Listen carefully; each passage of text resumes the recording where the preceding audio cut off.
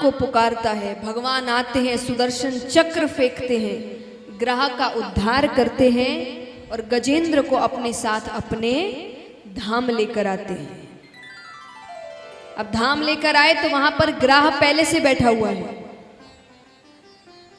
अब गजेंद्र कहे प्रभु इसके कारण तो पूरी कहानी हुई और ये मेरे से पहले आकर बैठा है। भगवान कहते हैं ऐसे तो इसे नरक लोक ही जाना था, पर इसने जब मेरे भगत के ही चरण पकड़ लिए तो मुझे इसे अपने धाम ही लेकर आना पड़ा। बोलिए भक्त भगवान की। तो इस प्रकार भगवान के स्वरूप के बारे में बताया गया। अब चलते हैं शुकदेव जी के अवतार की कथा की ओर। ऐसे तो अलग अलग शास्त्रों में अलग अलग ढंग से बताया गया है, पर दंत कथा के अनुसार एक बार ब्रह्मा जी ने एक सभा का आयोजन किया।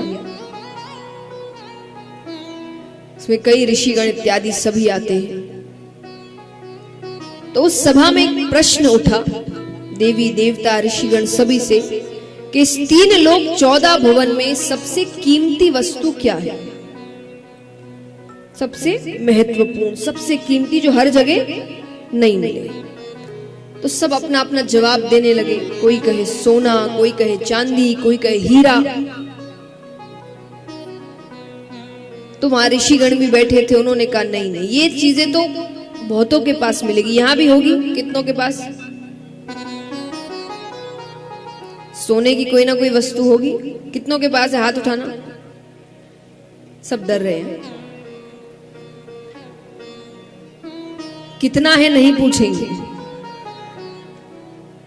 बस है कि नहीं ये हाथ उठाओ। है, इतना भी हुआ तो मतलब है, कईयों के पास है। तो जो कईयों के पास हो वो सबसे कीमती कैसा हुआ? सबसे कीमती तो हर किसी के पास होना नहीं चाहिए।